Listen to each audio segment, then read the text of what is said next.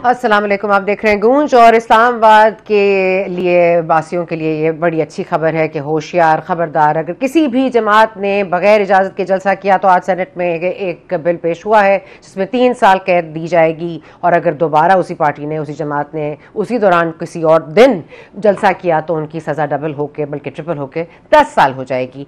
लेकिन अब देखिए ना, कितनी अजीब सी बात है कि ये डी चौक, रेड जोन इतना नो गो एरिया है, लेकिन यहाँ सब पहुँचते हैं। टीएलपी को मुबारक सानी केस के ऊपर मसला है तो वो वहाँ पहुँच जाते हैं, उनके लिए कोई बैरियर्स नहीं खड़े किए जाते। उसके बाद जमात इस्लामी आती है, उनको भी वेलकम किया जाता है। ताजिर बिरादरी आती है, उनसे भी बात की जाती है। यूटिलिटी स्टोर्स वाले बेचारे मुलाजमीन जो हैं वो स्टोर बंद होने के ऊपर अपने लिए कोई एहतजाज करना चाहते हैं तो वो भी आते हैं, तो उनके लिए भी ट्रेलर्स लग जाते हैं। और पीटीआई को तो सिरे से वैसे भी इजाज़त ही नहीं मिलती, और कहा यह जाता है कि पीटीआई अब वो जलसे कर नहीं सकती जो खान साहब के दौर में किया करती थी। लेकिन दैट सेड, एक डेजा वू सी फीलिंग आती है। कोई किसी को कब सिलेक्टेड कहता था, कोई अब कहता है मैंडेट चोरी हुआ है। इसके बाद अगर देखिए तो ही सेड शी सेड चल रहा है इस वक्त मामला। पता नहीं कौन किससे बात करना चाहता है, कौन किससे मुलाकात करता है और कौन से मुज़ाकरात की बात होती है।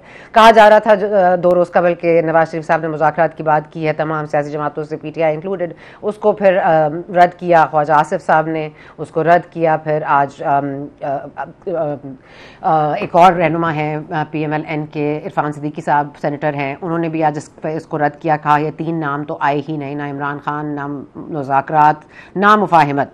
तो मुफाहिमत अगर नहीं होगी तो सियासतदान जो है ये सियासत कैसे करेंगे, पॉलिटिकल स्ट्रगल में क्या होगा। उसके बाद कहा जाता है मशरफ चकजई साहब को किस तरह से ख्वाजा आसिफ साहब बता रहे हैं कि आप इनके माउथ पीस मत बनिए, पहले ये अपने घर में फैसला कर लें मुज़ाकरात करने किससे हैं। इस पर मज़ीद बात करेंगे। हमारे साथ मौजूद है सेनेटर वलीद इकबाल साहब पीटीआई से। बहुत शुक्रिया आपका, आपने वक्त दिया। इकबाल साहब, सेनेटर साहब, पहले तो अब यही बात को क्लियर अगर कर लें, ख्वाजा आसिफ साहब कह रहे हैं आपने मुज़ाकरात किससे करने हैं, तो मशरफ चकजई साहब को जब ये टास्क सौंपी जाती है आइन के तहफ़्फ़ुज़ की, जो आप लोगों ने एक मूवमेंट बनाई है, उसके हवाले से अगर वो बात करते हैं तो वो जो उनको आगे से जवाब मिलेगा, क्या वो आपके पास लेकर आएंगे, फिर यू विल कंसिडर, या will he speak as a PTI representative, या कम अज़ कम खान साहब की कोई बात करेंगे? पहले जरा ख्वाजा साहब के बारे में थोड़ी सी बात कर लेते हैं जी। ख्वाजा साहब जिस तरह के ताने दे रहे हैं उनको जेब नहीं देता। पहले देख लें उनके अब्बू क्या करते थे, क्या उनकी जॉब डिस्क्रिप्शन थी, और जनरल ज़ियाउल हक के क्या लगते थे वो। फिर वो देख लें कि जनरल ज़ियाउल हक का जब जहाज़ गिरा और वो इस दुनिया से रुखसत हुए तो मियाँ नवाज शरीफ ने कहा था मैं यतीम हो गया हूँ। और फिर वो कहते हैं कि जी वो ना बाजवा है, ना पाशा है, ना कौन है, हमीद गुल ने क्या पैदा किया था वो बता दें। और फिर उसामा बिन लादेन से किसने मदद मांगी थी वो बता दें। ये मियाँ नवाज शरीफ की हिस्ट्री है जो इनकी पार्टी के लीडर हैं, और ये हमें वहाँ खड़े होकर ताने देते हैं। ये पीडीएम गवर्नमेंट और पीएमएलएन, ना इनकी कोई क्रेडिबिलिटी है और ना इनकी कोई रेलेवेंस है। और कल या परसों जो कल के अखबारात में आया था, बैरिस्टर गौहर ने, जो हमारे चेयरमैन हैं, उन्होंने बड़ा वाज़े तौर पे ये कहा था कि हम इस गवर्नमेंट से कोई डायरेक्ट मुज़ाकरात नहीं करेंगे। चकजई साहब को हमने कहा हुआ है जी बेशक कर लें, वो गुफ्तगू करना चाहते हैं। हमारा मौक़िफ़ तो यही है कि पीपीपी, पीएमएलएन और एमक्यूएम जो कि सबसे बड़ी बेनिफिशरीज़ हैं उस खुली वारदात के जो कि 8 फरवरी को हुई, उसके बेनिफिशरीज़ हैं, और उनसे बिल्कुल बात नहीं होगी। और यस, पाकिस्तान में 2 रियलिटीज़ हैं। एक तरफ सबसे बड़ी सियासी जमात पाकिस्तान की जो कि पीटीआई है, और दूसरी तरफ पाकिस्तान की एस्टैब्लिशमेंट। और कोई अगर बात बननी है और बात बन सकती है, और अगर हमें मुल्क में सियासी इस्तेहकाम लाना है और हकीकी तौर पे मुआशी तरक्की की तरफ और खुशहाली की तरफ बढ़ना है, तो ये 2 कुव्वतें हैं जिनको आपस में बातचीत करनी होगी। और ये मैं नहीं कह रहा, आप 24 अगस्त का डॉन उठा के देख लें, एडिटोरियल में क्या लिखा हुआ है उन्होंने और किन अल्फाज पे वो ख़त्म होता है इदारिया उनका। वो ये कहता है कि जी अगर एक जलसे को कॉल ऑफ करने के लिए अगर कोई गुफ्तगू हो सकती है तो मुल्क के मुस्तकबिल के लिए क्यों नहीं गुफ्तगू हो सकती। दे ओ इट टू द पीपल, ये उसके अल्फाज थे उस जरीदे, उस इदारिये के। सो ओके ना, जहां पे, और ये कल रऊफ हसन साहब ने भी कल या परसों उनका भी वाज़े तौर पे यही इंटरव्यू भी दिया और बयान भी दिया कि जी आइन के अंदर रहते हुए हम बात करेंगे इस्टेब्लिशमेंट के साथ। और यस, कोई पूछता है अगर कि जी उनकी आइनी हैसियत क्या है, तो हमारा जवाब यही है कि जी बस हमारी ख्वाहिश भी यही होगी और हम चाहेंगे भी यही, और पाकिस्तान के एक रोशन मुस्तकबिल के लिए भी बेस्ट है कि सारे इदारे अपने अपने आईनी हदूद के अंदर काम करें। ठीक है, okay, come to the next question. ये देखिए, इस वक्त एक खैबर पख्तूनख्वा में एक इशू चल रहा है, आपकी अपनी जमात में चल रहा है। पहले शकील खान साहब कुर्बानी का बकरा बने, फिर उनकी हिमायत में आतिफ खान साहब ने ट्वीट की तो वो उसका निशाना बने। अब देख रहे हैं हम कि मुराद सईद साहब कहीं से सामने आ गए हैं, मीडिया में ये रिपोर्ट हो रहा है कि मुराद सईद साहब इज इन टच और वो एक इश्तिहारी मुल्जिम है, 9 मई के हवाले से उनको ही इज वांटेड। अब does he have that influence, is he in still talks with Ali Amin Gandapur साहब, क्योंकि एक नेक्सस तो उनका बनता है, अली अमीन गंडापुर, शिबली फराज साहब, इनकी एक अंडरस्टैंडिंग रही है in the past. So you see that's happening? मैं एक तो ठीक से आवाज नहीं आ रही, मैं आपका सवाल समझ नहीं सका, किसका नेक्सस बनता है किसके साथ? मैंने कहा शिबली फराज साहब, अली अमीन गंडापुर, मुराद सईद साहब were very close, so I'm saying एक नेक्सस उनका बनता है। Is it possible that he is influencing decisions in the party? मुराद सईद? नहीं जी, ये किसी का भी आप वो कुछ लोकल लेवल का कोई पीटीआई का कारकुन या लीडर हो, प्रोविंशियल लेवल के हों, नेशनल लेवल के हों, और उनमें आपस में कोई हम-आहंगी तस्वर की जाती हो या कोई इख्तलाफ हो, ये सब एक चाय की प्याली में तूफान की तरह से हैं, क्योंकि मैटर सिर्फ एक ही शख्स करता है, and that is our founder chairman Imran Khan. और उन्हीं की हिमायत में आपने देखा होगा कि 8 फरवरी को किस तरह से वोट हुआ और किस तरह से उसको मसख भी किया गया, और उन्हीं के खौफ से जो है, उनकी मकबूलियत के खौफ से ही ये हर चीज़ का मलबा एक तो पीटीआई पे डाला जाता है, और वो unfortunately fortunately for but there are serious cases of corruption Khyber Pakhtunkhwa में, बहुत ज्यादा सीरियस करप्शन चार्जेस हैं। शकील खान साहब ने जिसकी निशानदेही की वही कुर्बानी का बकरा बने, और वही मिनिस्टर्स को नामजद किया जा रहा है जिनके करप्शन चार्जेस बड़े वाज़ेह तौर पर सामने हैं। हम सबको पता है वो नाम कौन से हैं, आपको भी पता है। सो मतलब उसके बाद अलीमा खान साहब पहुंची हैं, उन्होंने एक 6 सफ़ात के ऊपर कोई बहुत शिकायत लिख के दी हैं, कोई प्रॉब्लम्स को आइडेंटिफाई किया है, वो हमें नहीं पता क्या है, लेकिन सुना है कि खौफनाक है उसमें कुछ। और दूसरा अलवी साहब भी पहुंचे हैं to make matter straight between Atif Khan, Shakeel Khan. तो ये सारा बैलेंस जो ऑफ हो रहा है, how will that affect your अगला आने वाला मार्च? मैंने कहा ना, चाय की प्याली में तूफान की तरह है, कोई इख्तलाफ, कोई एक्यूजेशंस, काउंटर एक्यूजेशंस। वैसे जो कमेटी तश्कील दी गई जिसके नतीजे में ये केपी में ये एक्शन ली गई, मैं उसके अराकीन को ज़ाती तौर पर जानता हूँ, वो बिल्कुल अपराइट और इंटेग्रिटी वाले लोग हैं, और अगर किसी नतीजे पे पहुँचे हैं, मैं वहाँ की, क्योंकि मेरा ताल्लुक लाहौर से और पंजाब से है और मैं सेंटर के कुछ मामलात को लुक आफ्टर करता हूँ, मेरी बहुत ज़्यादा वो नहीं है केपी के जो मुकामी पॉलिटिक्स है और उसकी इनकी आपस में कोई अगर इख्तलाफात या उनकी नौयत, उसके बारे में बहुत ज़्यादा मैं नहीं डायरेक्ट नॉलेज रखता। लेकिन मैं इस बात की पूरी वसूख से कह सकता हूँ कि जिस कमेटी को तश्कील दे के वहाँ पे एहतसाब या अकाउंटेबिलिटी का सिलसिला किया गया है, उस कमेटी के अराकीन जो हैं उनको मैं ज़ाती तौर पर जानता हूँ, और मैं समझता हूँ कि वो किसी किस्म के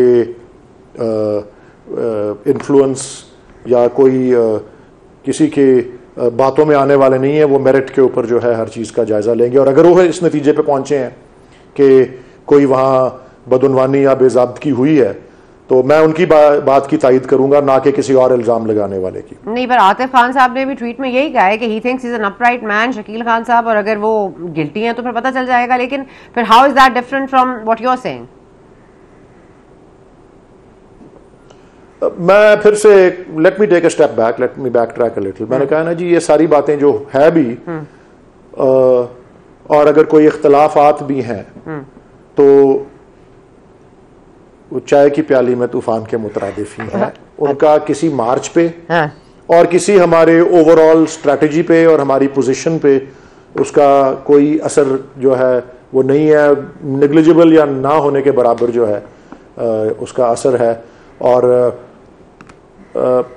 ये बल्कि अगर आपने ये सवाल उठाया है कि जी आपके मार्च पे क्या असर होगा, या अगर मैं 8-10 दिन पहले किसी शो में बैठा हुआ था और वो लोग कह रहे थे जी नून लीग के नुमाइंदे और वो दीगर के जी इन्होंने जलसा कॉल ऑफ किया कि इनसे बंदे नहीं इकट्ठे हो रहे थे, और भाई यार हमसे बंदे नहीं इकट्ठे हो सकते तो आप हमें जलसा करने से रोकते क्यों हो? कंटेनर्स क्यों लगा? सारा शहर कंटेनर से, तो सुप्रीम ये इस्लामाबाद हाईकोर्ट के चीफ जस्टिस ने भी पूछा, जिनसे हमारे 100 इख्तलाफ सही, लेकिन वो ये भी पूछ रहे थे कि आपने कंटेनर सिटी बना दिया इस्लामाबाद को, लोगों के घरों के दीवारें टाप के, गेट फलांग कर, सीढ़ियां लगाकर, दरवाजे तोड़कर, शीशे तोड़कर, लोगों की गाड़ियां तबाह करके, पुलिस जो है जिसका काम जानो माल का तहफ़्फ़ुज़ करना है, ये हरबे इस्तेमाल होते हैं, वो पार्टी के खिलाफ जो बंदे नहीं इकट्ठे कर सकती। यही तो सारी बात है। अच्छा, ये इल्जाम भी लग रहा है कि कोई किसी चीज पे असर पड़ेगा। ये इल्जाम भी लग रहा है कि डेस्परेट आप हैं, कैद में आप हैं, मुज़ाकरात आपको चाहिए, मफाहिमत आपको करनी चाहिए, और एनआरओ भी आप ही मांग रहे हैं, तो फिर आप इस पर क्या जवाब देंगे? जरा ये डिफाइन कर दें एनआरओ क्या होता है, और फिर थोड़ा सा पीछे चले जाएं और देख लें जब हमारी गवर्नमेंट थी और कानून साजी की जरूरत थी तो उनकी तरफ से क्या तजावीज़ आई थी कि 55 के करीब अमेंडमेंट्स नेशनल अकाउंटेबिलिटी ऑर्डिनेंस के अंदर ये करना चाहते थे। एनआरओ मांगने की हिस्ट्री इनकी है, हमारी नहीं है, और प्लेटलेट्स गिरने की हिस्ट्री इनकी है, मुल्क से फरार होने की हिस्ट्री इनकी है, मनी ट्रेल ना होने की हिस्ट्री और बाहर जायदादें बनाने की हिस्ट्री इनकी है, हमारी नहीं है।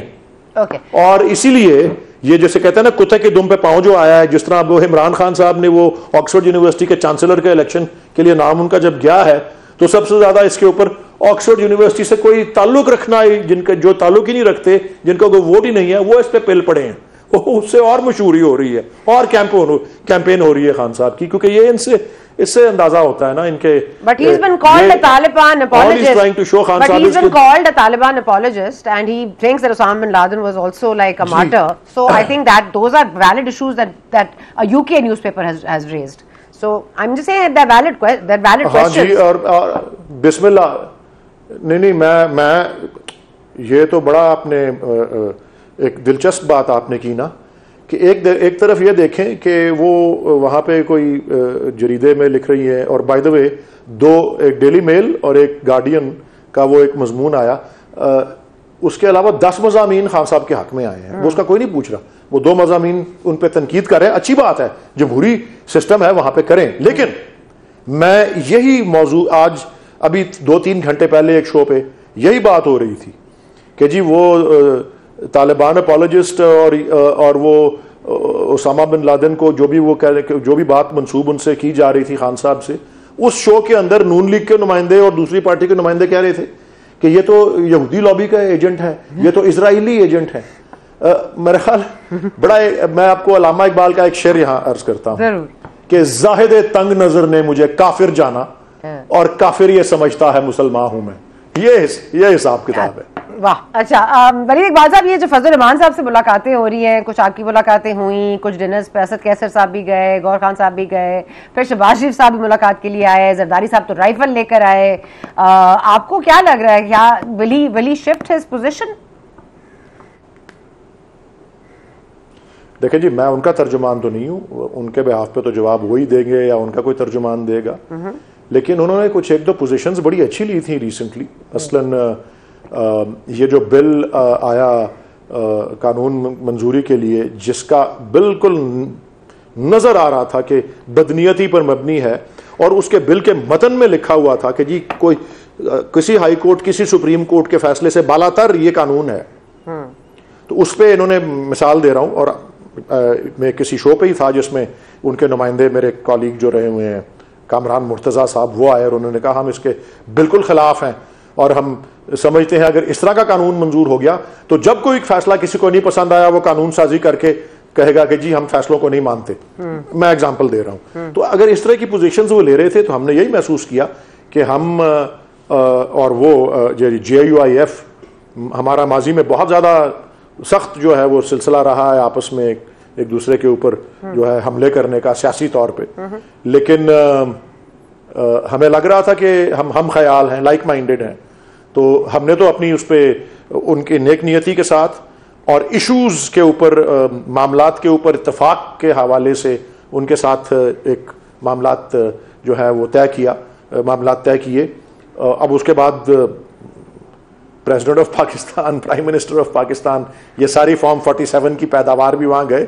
अब डिपेंड करता है, मौलाना के लिए भी चैलेंज है बहुत बड़ा कि वो अपने माजी से अपने आप को आज़ाद करेंगे और वाकई दिखाएंगे कि वो एक सही कानून की हुक्मरानी और आइन की बालादस्ती में यकीन रखते हैं या फिर उसका बरक्स या उसका उलट कोई करना चाहते हैं। वो उनके बिहाफ पे मैं नहीं कुछ कह सकता, लेकिन हम पूरी उम्मीद है कि जिन इश्यूज पे हमने उनके साथ हम ख्याली रखते हैं या लाइक माइंडेड हैं, उस पे उनका स्टैंड जो है वो बड़ा काबिल तहसीन है और हम तवक्को यही करेंगे कि वो उस पे स्टैंड पे खड़े रहेंगे और हमारा साथ देंगे। अच्छा, आपका साथ देंगे। इस पे एक आखिरी सवाल जो मेरे दिमाग में आता है वो यही आता है कि एक तो राइफल दी है उन्होंने जरदारी साहब ने, तो मैंने कहा पता नहीं फायर किस पे खोलना है उन्होंने, लेकिन दूसरी तरफ हम देख रहे हैं कि वैसे कैसर बंगाली साहब हायर हुए, जाहिर है उनको एक मुशीर बनाया गया डाउन साइजिंग राइट साइजिंग के लिए, उन्होंने छोड़ दिया है। वो कह रहे हैं कि पहली दफ़ा जो है हमारी जो इन्फ्लेशन है वो सिंगल डिजिट में आ गई है, things are looking good, and is that not a positive indicator of चले इनकी मैंडेट स्टोलन है या नहीं है, let them at least lead the country to a better future if that's what it takes? नहीं जी, ये आपने एक मुहावरा अंग्रेजी का शायद सुना होगा, आप भी कुछ अंग्रेजी की एक्सप्रेशंस इस्तेमाल कर रही हैं। ये how to lie with statistics वाली बात जो है ये ऑन पेपर कोई चीज नजर आए, लेकिन कैसर बंगाली जैसे इकोनॉमिस्ट जो हैं वो अगर ये कहें कि 3 कमेटीज वो छोड़ रहे हैं और वो ये कह रहे हैं वाज़े तौर पे कि मुल्क का दिवालिया हो चुका हुआ है, और उनका जो वजह छोड़ने की 3 कमेटीज का गालिबन था वो यही थी कि ये जो हुकूमत है इसकी कोई नीयत नहीं है मुल्क में जो है मुआशी तरक्की लाने की, हमें कोई कर्जे देने के लिए भी तैयार नहीं है, जितना मर्जी वो कह लें कि जी ऑन पेपर जो नज़र आ रहा है, लेकिन ये सारी बातें एक गैर जानिबदार माहिर माशियात ने कही हैं ये बातें। तो इनसे खुद ही आपको अंदाज़ा लग जाना चाहिए कि पाकिस्तान किस किस्म की तबाही के दहाने पे खड़ा है और किस किस्म के डायलॉग की इसको ज़रूरत है ताकि इससे हम निकल सकें। वलीद इकबाल साहब, एक सॉरी आपको मैंने आखिरी सवाल कहा था, लेकिन एक सवाल अगर आप और जवाब दे सकें कि अगर तो खान साहब के बारे में कहा जा रहा है कि Commonwealth, Sindh parliament, UK parliament से कुछ हो रहा है, फिर हम ये खबरें भी सुन रहे हैं कि मियां नवाज शरीफ भी लंदन जा सकते हैं, पहले आपकी नज़र में लंदन कौन जाएगा, खान साहब या नवाज शरीफ?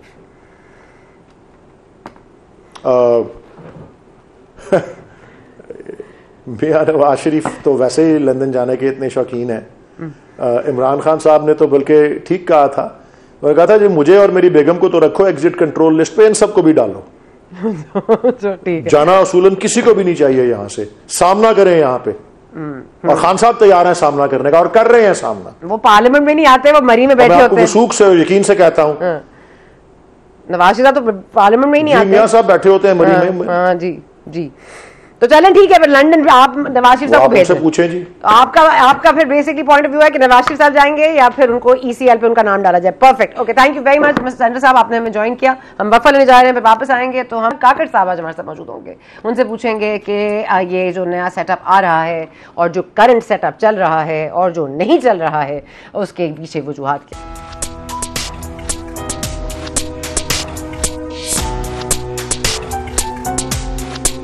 और हमारे साथ मौजूद हैं अनवारुल हक काकड़ साहब। He was interim prime minister in Pakistan of course for free, fair and transparent elections, लेकिन कहा जाता है system is only truly as fair as the people operating it. इस पर हम मजीद बात करेंगे, लेकिन सबसे पहले ये कि I am the only anchor I think that has not taken his interview as prime minister, but I will take that as a good omen because now I think he will be freer to talk about more things and more open vocal about others.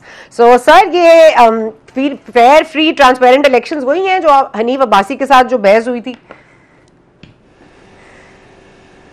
नहीं sir, वो तो मेरे ख्याल में कोई 50 जगहों पे मैं क्लियर कर चुका हूँ कि हमारे बीच में ऐसी कोई गुफ्तगू नहीं हुई थी, लेकिन वो मेरे ख्याल में वो इट्स अ सेटल्ड इशू और ऐसी कोई बात नहीं हुई थी। तो sir you think the elections were free, fair and transparent? दो पीटीआई का स्लोगन छीन लिया गया, पीटीआई का सिंबल ले लिया गया, देन ऑफ कोर्स आज़ाद हैसियत में उन्होंने लड़ा, फिर उसके बाद सुन्नी इत्तेहाद काउंसिल में उन्होंने शामिल होने की कोशिश की।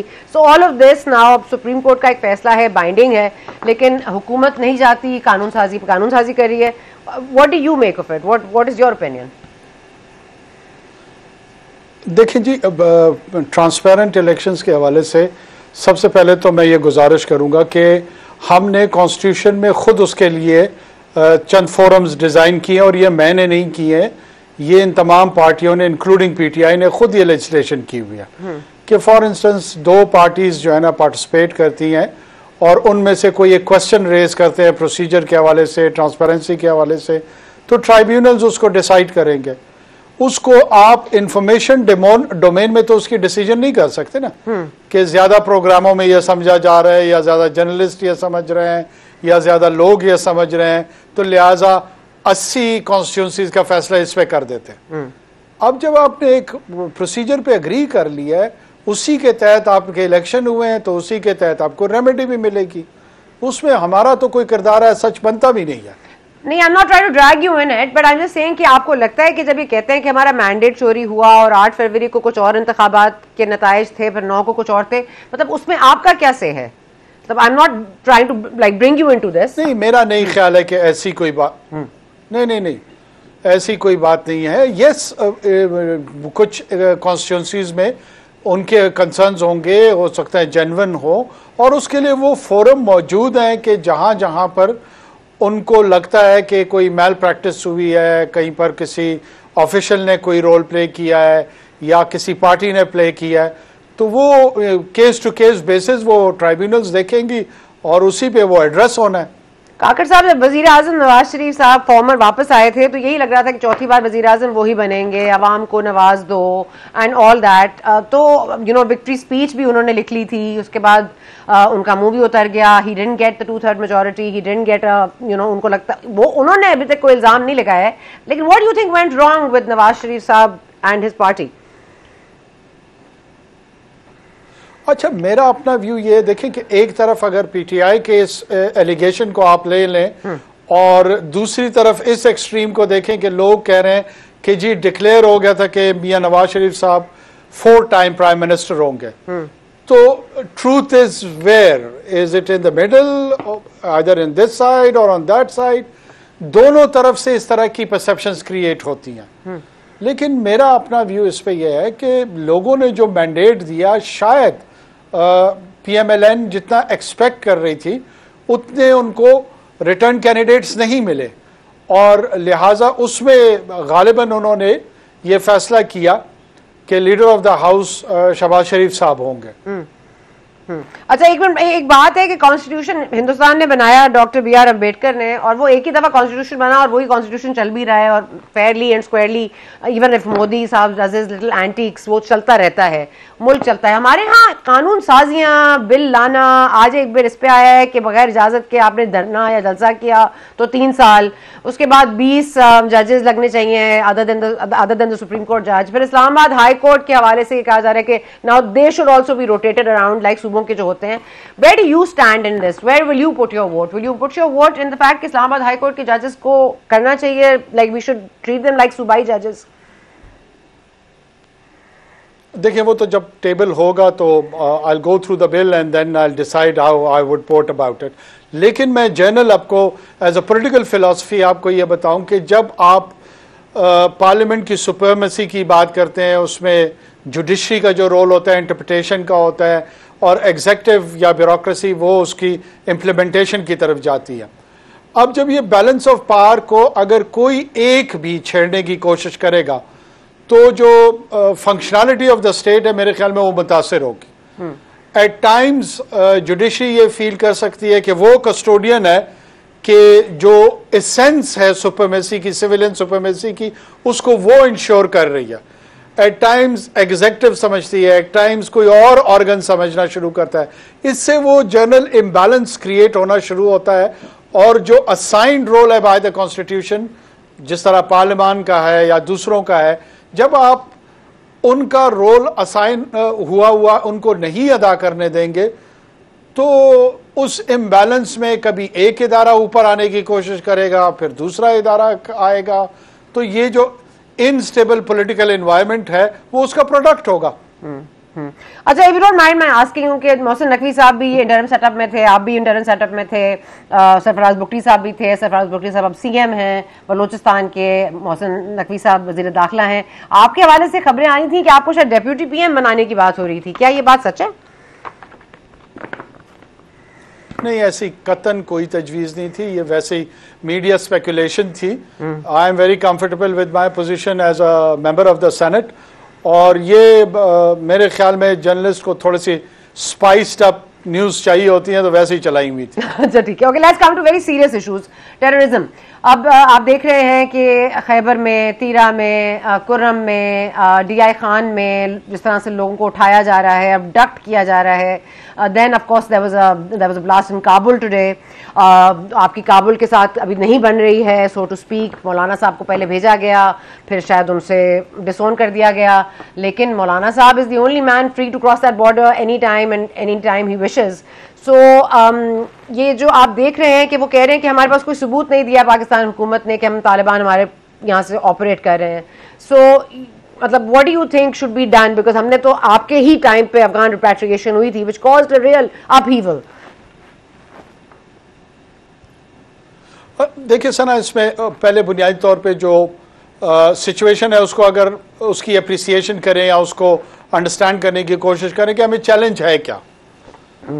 दो किस्म के वायलेंस आपके सामने आ रहे हैं। केपी से जो है ना, जो वायलेंस आ रहा है वो कहते हैं मैंने निजाम तब्दील करना है, शरीयत का निफाज। जो बलूचिस्तान से आपको वायलेंस का सामना कर रहा है वो कहता है मैंने जोग्राफिया बदलना है। और दोनों तशद्दुद के जरिए, वायलेंस के जरिए ये तब्दीली चाहते हैं। अब उसके लिए कंड्यूसिव एनवायरनमेंट है, नॉन कंड्यूसिव एनवायरनमेंट है, रिक्रूट्स उनको अवेलेबल हो रहे हैं, उसमें मुख्तलिफ थ्योरीज, मुख्तलिफ चीज़ें सामने आती हैं। लेकिन ये एस्टैब्लिश फैक्ट मेरे ख्याल में अब एक कंसेंसस पाकिस्तान में बन चुका है कि ये दो वायलेंस की वजूहात बेसिक ही हैं। अब जब रिस्पांस मैकेनिज्म की तरफ आते हैं कि कैसे रिस्पॉन्ड करना चाहिए, तो कुछ लोग उलझे हुए होते हैं कि जनाब इनके साथ नेगोशिएशन करनी चाहिए, कुछ कहते हैं कि एप्लीकेशन ऑफ फोर्स होनी चाहिए। मेरी अपनी टेक इसमें यह है कि नेगोशिएशन और एप्लीकेशन ऑफ फोर्स ये दोनों टूल्स हैं रियासत के पास, और वो उनकी एप्लीकेशन करती है विद एन एंड रिजल्ट। और वो माइलस्टोन आपका क्या है, आप चाहते क्या हैं? क्या आप पाकिस्तान की जोग्राफिया को एग्री करेंगे कि वो तब्दील हो, या आप इस टेरिटोरी के कस्टोडियन हैं और उसको आप हर हाल में गार्ड करेंगे, या क्या आप इस निज़ाम की तब्दीली चाहते हैं और उसमें जो बज़ौर शमशीर वो निज़ाम नाफिज करना चाहते हैं वो आप उसको अलाउ करेंगे for the return of peace,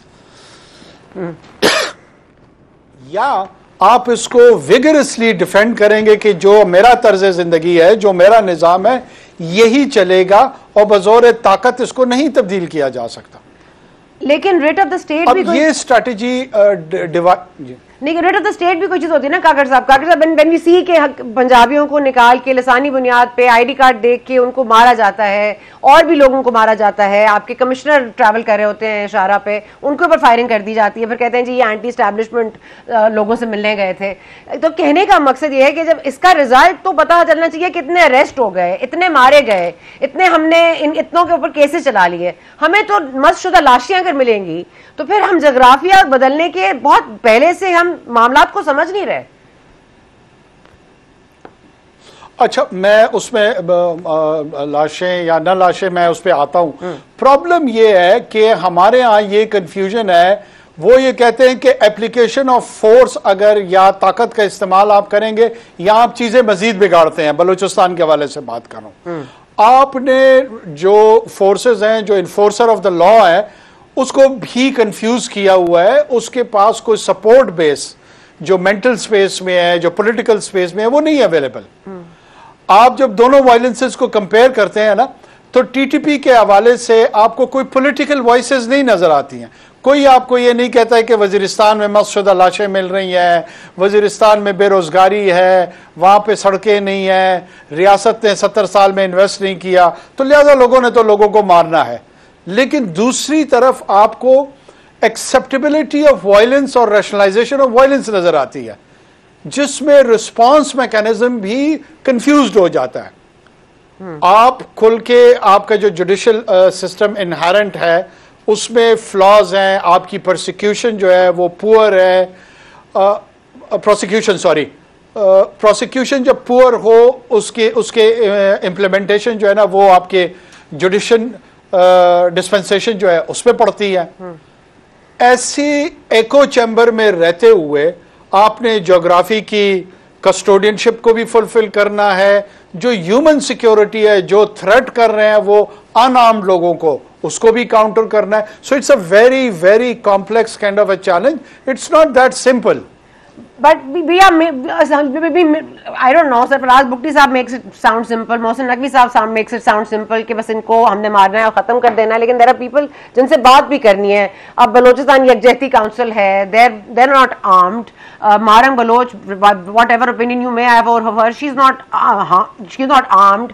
But ये इस तरह की बातें होना कि यहाँ पर मतलब कामरान मुर्तज़ा साहब के वर्ड्स हैं, सेनेटर साहब के, कि यू नो वहाँ पे पंजाब में लड़की पढ़ लिख लेती है तो अस्मा जहांगीर बनती है, वहाँ पे खुदकुश बमबार बनती है। So there is something flawed ना काकड़ साहब। कामरान साहब की I respect, he is entitled to his own opinion. ये नेशनलिस्ट मूवमेंट्स में कोई अचंभा नहीं है। हमारे यहाँ प्रॉब्लम ये लोग पढ़ते नहीं है। राजीव गांधी को किसने मारा था? वो औरत नहीं थी, वो आसमा जहांगीर नहीं बन सकती थी, वो तामिल थी, बलोच भी नहीं थी। सो विमेन की रेडिकलाइजेशन इस हद तक करना, उसमें उन लोगों को जो रेडिकलाइज कर रहे हैं उनको तो कोई क्रिटिसिज्म नहीं हो रही है, बल्कि वो एको चैम्बर में जो दूसरे प्लेयर्स हैं उनकी तरफ ओनर्स शिफ्ट करना मेरे ख्याल में ये भी इतना फेयर नहीं है। अच्छा, वहां पे एक स्टेटेड पोजीशन है कि वो जोग्राफिया की तब्दीली ताकत के जरिए करना चाहते हैं, और उस ताकत के इस्तेमाल में वो क्लियर पोजीशन ले रहे हैं कि उन्होंने मजीद शिद्दत और रेडिकलाइजेशन लानी है, जिसमें खवातीन का जो खुदकुश बमबार का इस्तेमाल है वो लाना है। यूएस, यूके, ईयू, पूरी दुनिया उनको एज अ टेररिस्ट ट्रीट कर रही है। हमारे यहाँ एक नए या एक सेक्शन ऑफ सोसाइटी अभी तक उस वायलेंस को रैशनलाइज करने की कोशिश कर रही है, या उसके लिए किसी न किसी तरीके से अपोलोजिस्ट होकर उसकी एक्सेप्टेबिलिटी बना रही है। टेररिज्म किसी भी वजह से हो, उसको कंडेम करना, उसको स्टॉप करना फर्ज अव्वलीन है, पीरियड। खातून कतन इंटाइटल्ड नहीं है कि वो पढ़ी लिखी हो और वो इस एनवायरनमेंट से बहुत मुतासिर हो जाए। It's not an heroic act कि वो सुसाइड बॉम्बर बन जाए। ठीक है, it is a condemnable act. I'll keep that in mind. I'll keep that in mind. कभी अमल है। I'll keep that in mind. On a lighter note, I will not. अच्छा, मैं मारन साहब के आपने बलोच यकजहती काउंसिल पे भी बात कर लेता हूँ। देखिए, मुझे किसी सिविल एक्टिविज्म से या सिविल सोसाइटी से उनके रोल पे, पीसफुल रोल पे कोई एतराज नहीं है। प्रॉब्लम ये है कि जो किरदार आपका है, पॉलिटिकल किरदार है, या कोई भी स्लोगन्स आप लेते हैं, उनके एसेंस को, उसके कैरेक्टर को समझना भी तमाम प्लेयर्स पे लाजिम है। ये जो यकजहती काउंसिल है, ये स्पेसिफिकली इन मिलिटेंट्स की ह्यूमन राइट्स की वायलेशन के प्रोसीजर के हवाले से वॉइस रेज करती हैं, स्लोगन्स बनाती हैं, लेकिन उनके साथ जो को सिटीजन्स हैं, जो अनआर्म्ड हैं, कत्ल होते हैं, मारे जाते हैं, वहां पे एक गहरी खामोशी होती है। तो फिर आपको नजर आता है, आप महसूस ये करते हैं कि शायद ये सिविल राइट्स की वॉइस से ज्यादा एक स्पेसिफिक एजेंडा के प्रोपेगेंडा में बहुत इंटरेस्टेड हैं, और जो आउटकम है to change of the geography, उसमें दोनों कन्वर्ज करते हैं। एक ने अपना फेस मैस्करेड किया हुआ है पीसफुल, दूसरा उसी गोल को परसू कर रहा है मिलिटेंसी के तहत। लेकिन इन नेचर और इन ऑब्जेक्टिव दोनों आपको एक जैसे नजर आते हैं। Marang Baloch is a terrorist? Are you saying that? Masqueraded in No. देखिए वही मैं फिर कह रहा हूं, मैंने इतनी लंबी explanation the, please don't put the words into my mouth. मैं आपको कह रहा हूं कि ज्योग्राफी की अनडूइंग के लिए ये लोग पॉलिटिकली उसको सपोर्ट करते हैं। ये पीसफुल एक्टिविज्म का रास्ता इन्होंने अख्तियार किया हुआ है बिकॉज उसकी एक्सेप्टेबिलिटी है। ठीक है। और ये जो मिलिटेंट आउटफिट्स है इन्होंने वायलेंस का रास्ता इख्तियार किया हुआ what they want to achieve है। सिर्फ और सिर्फ वॉइसेस रेज करते हैं इन मिलिटेंट्स के राइट्स के हवाले से, बाकी किसी में ये इंटरेस्टेड नजर नहीं आता। इनका एजेंडा है क्या, आप ये कह रहे हैं? जी मैं यही अर्ज कर रहा हूं, मतलब मुझे अगर कोई सिविल एक्टिविस्ट ग्रुप होता ना, वो जरूर इन प्रोसीजर्स पे और ह्यूमन राइट्स वायलेशन पे बात करता, और जब ये लोगों को उतार के शनाख्त की बुनियाद पे कत्ल किया गया है तो एक नया सिट इन होना चाहिए था और स्टेट से ये डिमांड करनी चाहिए थी कि इन लोगों के खिलाफ कार्रवाई करें, लॉ इन्फोर्स करें, and why don't you eliminate them? वो आपको नजर नहीं आता। ठीक है, okay, now coming on to the 9th of May also, because so इस वजह से मैं 9th May पे आना चाहती हूँ काकर साहब। Okay, I think we spoken enough about Balochistan, let's see how things go. मगर ये जो आप देख रहे हैं 9th May के हवाले से कहा जाता है वो माफी मांगे, उनको सजाएं जब तक नहीं होंगी हम बातचीत नहीं करेंगे। फिर फजलुर रहमान साहब becomes the real blue eyed boy, उनसे पहले जाके जरदारी साहब मिलते हैं, मोहसिन नकवी साहब मिलते हैं, फिर उनसे जाके शहबाज शरीफ साहब भी मुलाकात कर रहे हैं। So is it really to get their support on their side? Are they that insecure about their own position कि उनको मंसूबा साजी करनी पड़ रही है अपने आप को हुकूमत में रखने के लिए?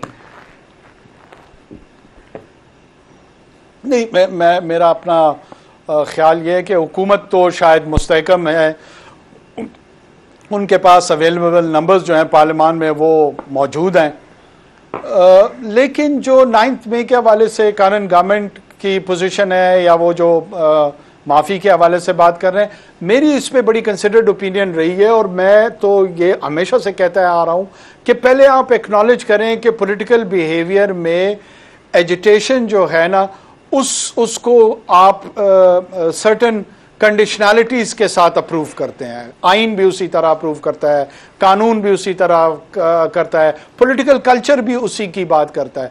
जब आप वेंडलिज्म की तरफ चले जाते हैं, जब आप जो है ना वायलेंट बिहेवियर की तरफ चले जाते हैं, तो फिर जो रिस्पॉन्स आपकी तरफ आता है ना वो भी नॉर्मल नहीं होता, क्योंकि ये एबनॉर्मल बिहेवियर होता है और उसके तरफ जो रिस्पॉन्स भी आता है वो भी उसी अंदाज का होता है। So, आप समझते हैं कि फितना रियलाइजेशन की जरूरत है।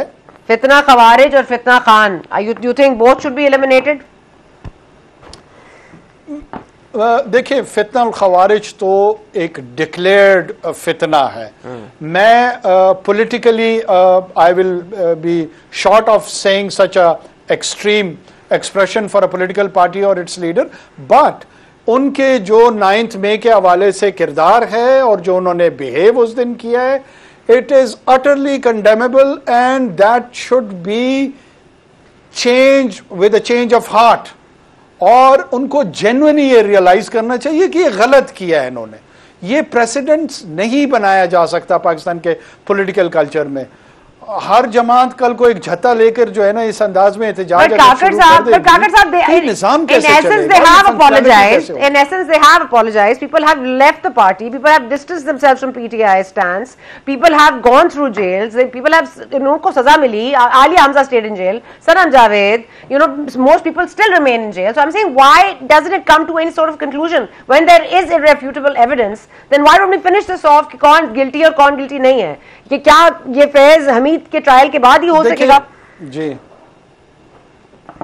देखिए, कुछ चीजें तो सब्जुडिस हैं, but I wish sooner the better, क्योंकि we need to have a closure.